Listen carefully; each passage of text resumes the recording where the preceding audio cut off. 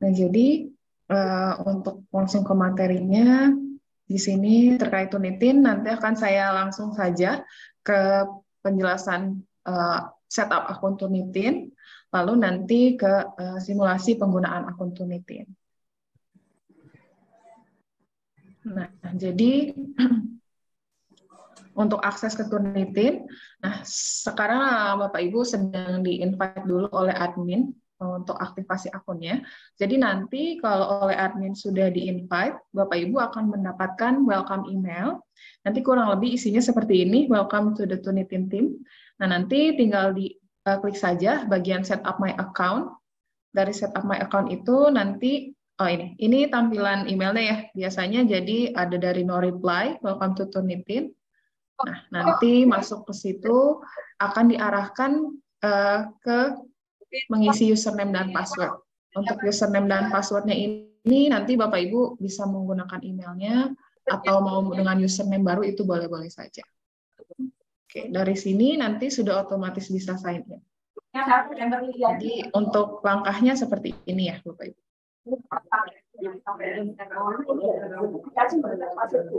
Baik, nanti kalau sudah tersetup lewat email, Bapak Ibu sudah bisa langsung sign in. Itu masuknya ke polines.turnitin.com ya Bapak Ibu. Ini ada satu contoh. Jadi di depannya itu akan ada nama institusi.turnitin.com. Nah, karena Turnitin yang dilanggan oleh Polines ini adalah Turnitin yang memiliki versi subdomain di bagian alamat webnya. Oke. Nah, selanjutnya saya akan langsung saja masuk ke cara mengakses Turnitin. Di sini saya sudah masuk sign in. Kebetulan ini saya sign in dengan akun admin, yang mana panel di sebelah kiri memang dia lebih mendetail. Nah, untuk Bapak Ibu semua itu nanti aksesnya dengan akun instructor. Jadi dari home itu nanti bisa langsung akses ke Turnitin Similarity di sini. Nah, untuk Bapak Ibu yang akunnya sudah aktif bisa sambil dicoba juga. Jadi setelah sign in, dari sini kita masuk ke bagian home, lalu di bawahnya ada Turnitin Similarity. Mas Hamim akan baru pertanyaan kami nggak? Iya kakaknya. Apa ini boleh sortir juga? Oh, Mas Hamim nanti saya pakai ini. Bu Arba, akunnya apa ya? Kakaknya. Dari sini tempat di mana nanti Bapak Ibu bisa mengupload dokumennya. Di bagian paling kiri bisa kita cek dulu ya Bapak Ibu. Jadi ada My Files, ada Trash, dan Settings. Nah, My Files itu tempat di mana kita bisa mengupload dokumen kita. Nah, kalau Trash ini, jika dokumen dari My Files dihapus, itu akan masuk ke Trash di bagian sini. Oke. Lalu yang terakhir adalah Settings. Nah, Bapak Ibu, sebelum menggunakan atau mengupload dokumen di Turnitin, kita perlu mengecek atau memastikan dulu settingnya. Nah, di sini, di bagian setting untuk instructor, itu cukup sederhana. Di bagian atas ada pilihan database pembandingnya. Nah, di sini dari mulai cross-ref, cross-ref posted content, internet, submitted works, dan juga publications. Nah, ini Bapak Ibu bisa mendapatkan kelima opsi ini dan juga bisa memilih nantinya apakah ada yang mau tidak dipilih database-nya atau mau dimasukkan semua. Nah, di sini saran saya, Bapak Ibu bisa cek semua database-nya.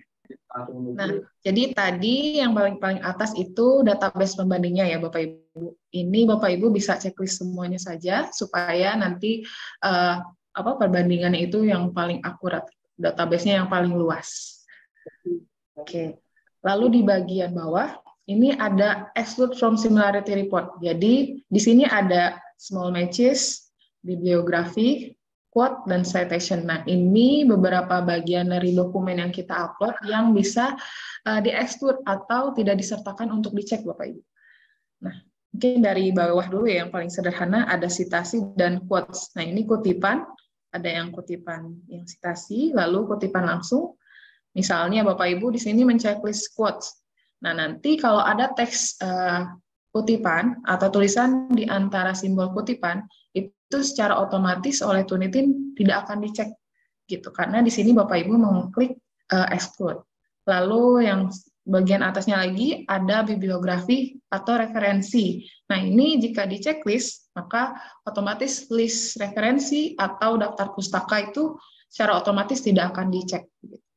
Nah, lalu yang bagian paling atas, small matches, ini kesamaan dalam rangkaian kata, Bapak Ibu. Jadi, jika di checklist, ini akan muncul pilihan, maksimum itu 10 kata. Jadi, yang ini cara kerjanya, misalnya, di sini Bapak Ibu setting 10 kata. Maka, jika ada kesamaan 1 sampai 9 kata dalam satu rangkaian, itu yang akan di-exclude atau tidak dicek. Nah, mulai kesamaannya 10 sampai ke atas, itu yang masih tetap dicek oleh Turnitin gitu. Lalu ketentuan untuk exclude di sini biasanya ditentukan dari institusi masing-masing, juga pembedanya biasanya kalau untuk mahasiswa dan untuk dosen ya. Kalau mahasiswa skripsi biasanya ada yang diperbolehkan di-exclude di bagian bibliografi, quotes atau citations-nya ini. Berbeda untuk dosen-dosen, Bapak Ibu biasanya menyusun jurnal atau untuk publikasi internasional yang sifatnya eksternal, itu biasanya atau bagusnya ini tidak ada yang di-exclude dulu Bapak Ibu, supaya nantinya kalau misalnya Bapak Ibu di sini sudah di-exclude, nah ternyata di bagian publisher jurnalnya mereka memiliki ketentuan yang berbeda. Nah, takutnya ada hal-hal seperti itu, jadi bagusnya biasanya ini tidak di-exclude dulu. Sebetulnya untuk exclude ini juga Bapak Ibu tidak perlu khawatir kalau nanti persentasenya misalnya tinggi atau bagaimana, karena ini nanti masih bisa dicek juga secara mendetail atau manual gitu. Oke, nah dalam hal ini bagian exclude ini tidak ada yang saya checklist ya Bapak Ibu ya, supaya dicek dulu semua. Oke, nanti kalau ada perubahan Bapak Ibu bisa save di bagian bawah sini. Oh, berarti Oke, dari setting saya langsung ke bagian My Files. Nah, di bagian My Files ini tempat di mana Bapak Ibu bisa mengupload dokumen. Nah, untuk di Turnitin ini Bapak Ibu mengupload dokumennya bisa langsung di halaman ini.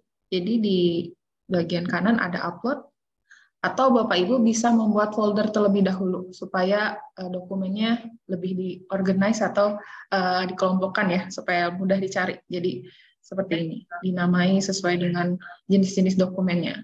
Lalu kelebihannya folder juga, di sini kita bisa mengaktifkan link Bapak Ibu. Jadi ini contohnya untuk foldernya saya coba buat ya Bapak Ibu. Di sini kita add folder. Pakai ini. Sepertinya belum muncul ya. Sebentar. Terus buat passwordnya. Ya, Bapak Ibu boleh sambil dicoba juga ya. Membuat folder atau sambil mengecek settingnya. Nah, di sini saya coba add folder. Nah, nanti akan muncul seperti ini. Untuk folder name-nya bisa ditentukan sesuai dengan kebutuhan, bisa dari nama kelas mahasiswanya, atau nama prodinya, atau mungkin jenis dokumennya, seperti itu. Nah, ini saya coba.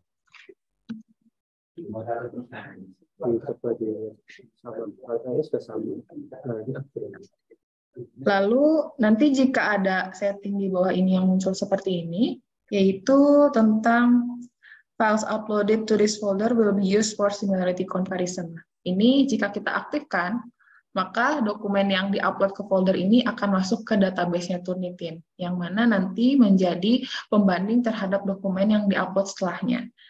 Nah, saran saya, Bapak Ibu, ini dinonaktifkan saja, karena takutnya khususnya untuk dokumen yang sifatnya belum final, tentunya kan dicek di Turnitinnya lebih dari 1 kali ya Bapak Ibu.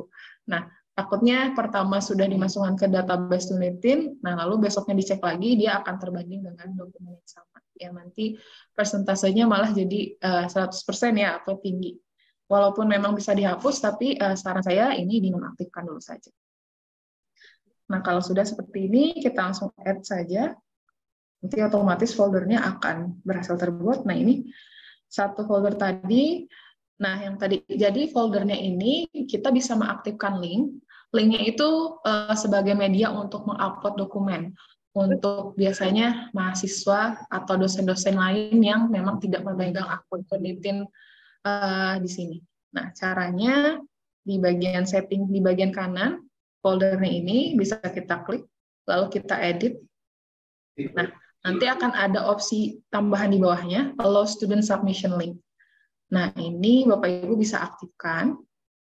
Lalu expiry date-nya bisa dipakai sampai tanggal berapa linknya, ini Bapak Ibu bisa ditentukan juga. Misalnya saya pilih sampai tanggal 31 Agustus, jamnya bisa ditentukan juga ya Bapak Ibu. Misalnya sampai jam 5 sore. Oke. Ya. Oke, nah kalau sudah kita checklist. Lalu linknya bisa kita copy dulu dan jangan lupa di-save dulu di sini. Oke. Nah, link tadi jika kita buka tampilannya seperti ini.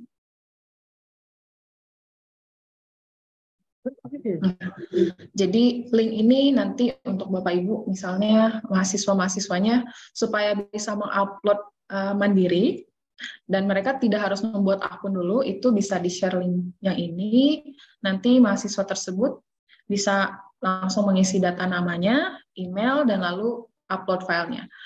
Nah, untuk hasilnya yang bisa melihat itu hanya instructor-nya atau pemegang akun yang membuat folder di sini. Gitu. Jadi yang upload lewat link ini hanya mendapatkan pemberitahuan ke emailnya bahwa dokumennya berhasil diupload. Untuk hasil detailnya dan lain-lain itu hanya bisa diakses oleh pemegang akun yang membuat foldernya ini. Gitu. Oke.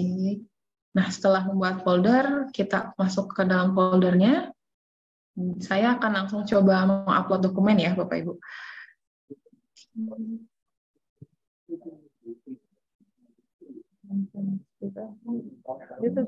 Saya pilih upload file. Oke. Nah, sebelum upload file, Bapak Ibu bisa cek juga file requirements di sini. Nah, ini untuk requirements per dokumennya atau per satu kali upload. Di sini bisa dicek. Nah, jadi dalam satu kali upload itu bisa sampai 800 halaman ya Bapak Ibu untuk di Turnitin Similarity ini. Lalu Bapak Ibu juga bisa mengupload dalam zip file. Misalnya nanti Bapak Ibu perlu mengupload 10 dokumen milik 10 mahasiswa, nah ingin diupload dalam satu kali upload, itu Bapak Ibu bisa masukkan ke zip-nya dulu, di zip file kan, lalu diupload di sini. Nah, untuk zip file itu di sini disarankan ukurannya tidak lebih dari 200 MB dalam satu kali upload. Dan disarankan tidak lebih dari 100 dokumen dalam satu zip file. Oke, lalu untuk jenis dokumennya, Bapak Ibu di sini bisa upload dalam bentuk Word, Excel, PowerPoint, dan PDF juga bisa.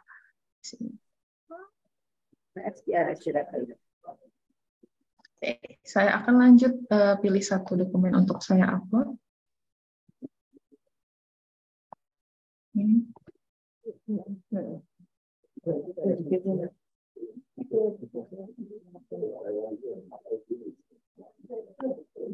Oke. Untuk di bagian paling pertama ada title, ini bisa diisi judul dari karya tulisnya atau judul dokumennya. Lalu di sini ada author first name dan last name, ini adalah nama pemilik dokumennya. Oke. Nah, lalu di bagian paling bawah, ini opsi yang sama, yang jika kita checklist nanti dokumen yang kita upload ini akan masuk ke repositorinya Turnitin atau ke database-nya Turnitin tadi. Nah, yang ini saya sarankan lagi, Bapak Ibu jangan di checklist ya bagian ini. Oke, kalau sudah, langsung saja confirm.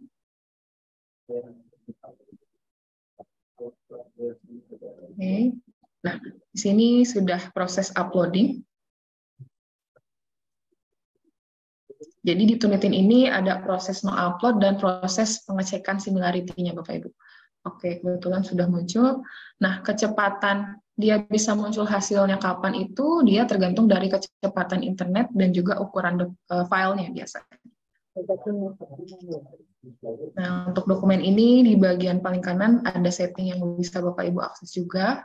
Untuk edit ini nanti Bapak Ibu bisa mengedit dari nama dokumen atau nama pemilik dokumennya ini. Selanjutnya, untuk melihat hasil mendetailnya, Bapak Ibu bisa klik di bagian persentasenya ini. Jadi dia akan mengarahkan ke halaman baru. Nah,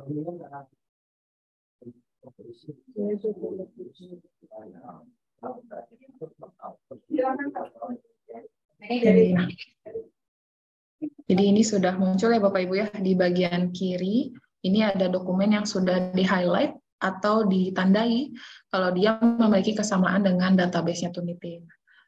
Jadi dia ditunjukkan dengan nomor dan warna yang sesuai dengan link atau sumber yang samanya ini. Misalnya di paragraf pertama dia nomor 1 berwarna biru, maka sumbernya itu dia memiliki kesamaannya dengan nomor 1 berwarna biru juga di sini. Jadi yang paragraf pertama ini memiliki kesamaan dengan sumber e-journal.undip.ac.id di sini. Lalu untuk yang lainnya pun sama. Jadi Bapak Ibu ingin mengecek bagian ini sama dengan sumber yang mana, itu bisa dilihat dari nomor dan juga warnanya. Oke.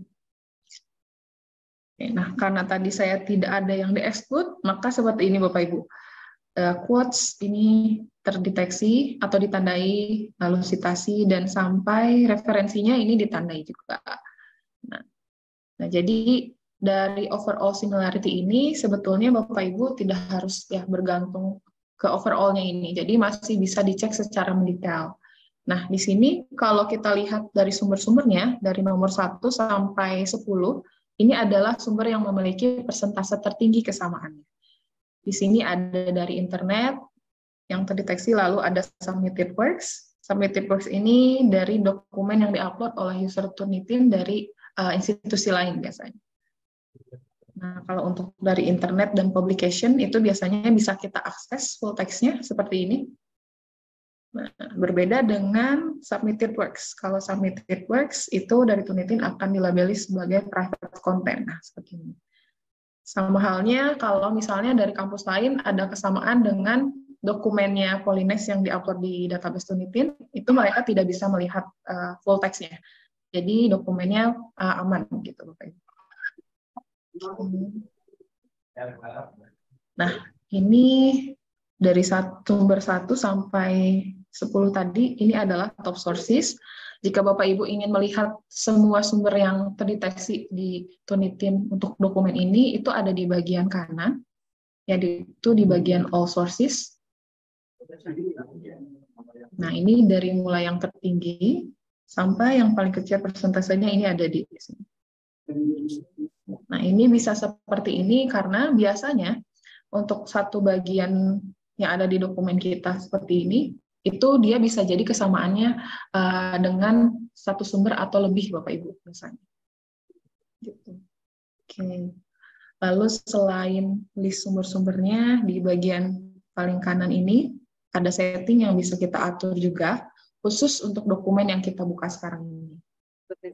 Ini dari search repositories atau database pembandingnya atau setting exclude-nya. Ini jika kita ganti di sini, nah maka akan berpengaruh di sini.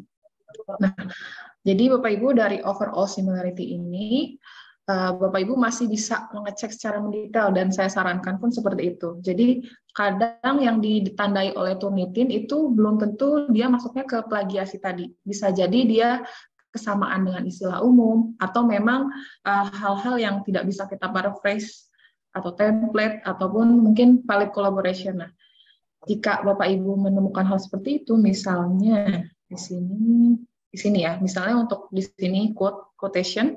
Nah, Bapak Ibu cek kalau ini kan tidak termasuk plagiasi. Nah, ini Bapak Ibu bisa meng-exclude-nya. Nah, untuk meng-exclude ini secara manual. Kalau tadi kan exclude per bagian ya, ada bibliografi, quotes, atau citation tadi.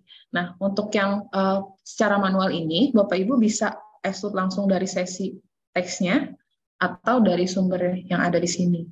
Kalau untuk dari sumber, misalnya untuk nomor 1 ya, misalnya ini Bapak Ibu ingin meng-exclude sumber dari e-journal Undip ini. Caranya ini tinggal kita klik bagian exclude-nya ini. Nah, secara otomatis sumber yang dari Undip tadi hilang. Tapi, nah ini, bisa jadi persentasenya masih belum terpengaruhi. Karena tadi, di bagian dokumen kita itu kesamaannya bisa lebih dari satu sumber dalam satu bagian. Nah, misalnya Bapak Ibu ingin lebih akurat lagi exclude-nya itu bisa langsung per sesi. Caranya di sini, saya mau meng-exclude bagian quotation ini. Nah, ini Bapak Ibu tinggal diklik, nanti ada muncul exclude this text. Lihat ya Bapak Ibu, exclude this text. Nah, di sini untuk alasan atau mengapa Bapak Ibu ingin meng-exclude this text, biasanya yang tadi saya sebutkan, apakah dia template atau instructions, lalu dia site atau code materials, valid collaboration, atau common wording, istilah umum. Nah, ini bisa Bapak Ibu pilih salah satu, atau kalau dipilih other, nanti tinggal dimasukkan reasons atau alasannya di sini. Atau exclude without reason juga ini boleh-boleh saja. Jadi untuk hal ini hanya sebagai feedback ke Turnitin-nya saja. Oke, izin saya lanjutkan lagi. Nah, jadi tadi Bapak Ibu, setelah misalnya dicek di sini, ternyata ini adalah quotation untuk meng-exclude secara manualnya. Bapak Ibu tinggal diklik di bagian teksnya, lalu pilih exclude this text. Lalu karena ini adalah code materials, maka di sini saya klik reasons-nya code materials. Nah, secara otomatis di bagian teks ini sudah pasti tidak akan ditandai lagi oleh Turnitin gitu. Oke, nah selanjutnya selain overall similarity di Turnitin ini Bapak Ibu bisa mendeteksi text manipulation. Nah, text manipulation ini antara tulisan yang ditinta putihkan atau huruf alfabet yang diganti dengan simbol. Nah, biasanya dia dideteksi dengan fitur flags ini. Nah, kebetulan di sini belum terbaca, saya coba buka contoh dokumen lain.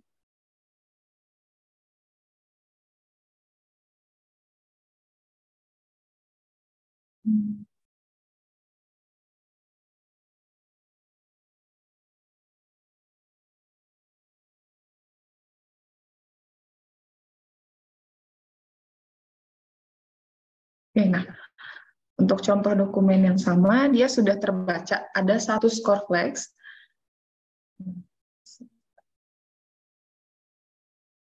Nah, ini kalau kita lihat di bagian kanan, itu ada satu skornya, dan di dokumen kita pun, dia ditandai di sebelah kiri paragraf atau tulisannya. Nah, ini jika Bapak Ibu klik di bagian kanan flag, nah, ini infonya dia ada hidden text. Ini jika kita klik, nah maka akan muncul seperti ini. Nah, untuk hal ini dia ada kutipan dan karakter di antara kata yang ditinta putihkan. Yang sebelumnya memang ada yang melakukannya untuk mengelabui pengecekan Turnitin. Nah, jadi sekarang sudah bisa dicek oleh fitur flags ini. Selain yang ditinta putihkan, itu kita bisa cek juga yang karakter atau alfabetnya diganti dengan simbol ilmiah biasanya. Yang A dengan alfa atau P dengan P itu sudah akan muncul di sini.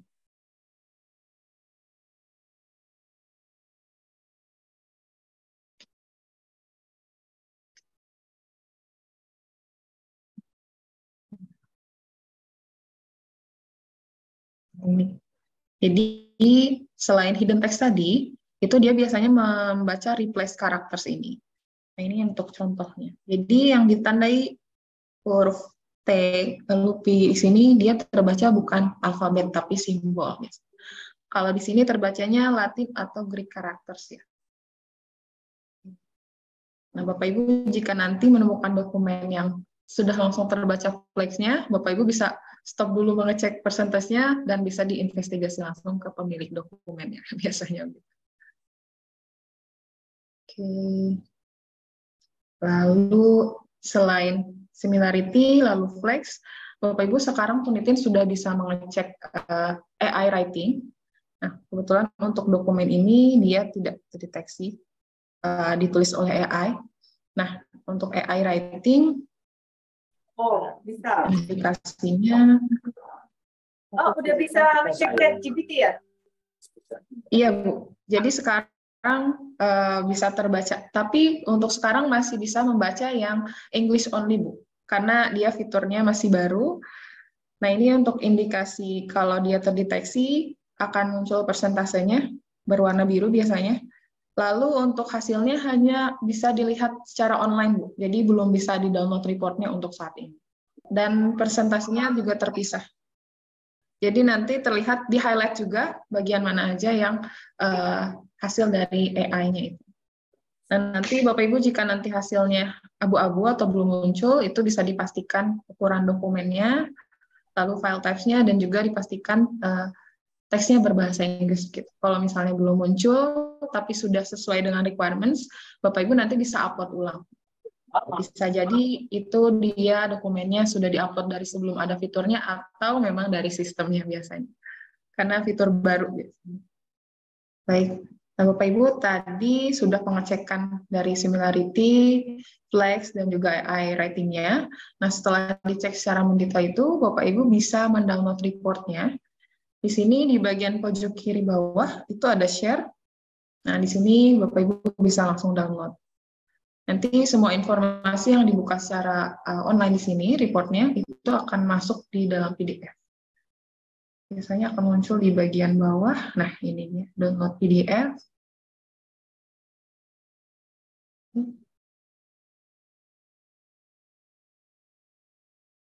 Nah, ini untuk reportnya. Jadi, dia sudah mendetail metadata dari dokumennya, lalu overall similarity, persentase per jenis database-nya di sini ada juga, lalu informasi bagian yang di-exclude. Tadi kebetulan yang saya exclude secara manual, maka di sini informasinya manually excluded sources. Kalau ada secara setting, itu juga akan terbaca di reportnya ini. Lalu dokumen kita yang sudah ditandai similarity-nya akan masuk di dalam report juga secara keseluruhan.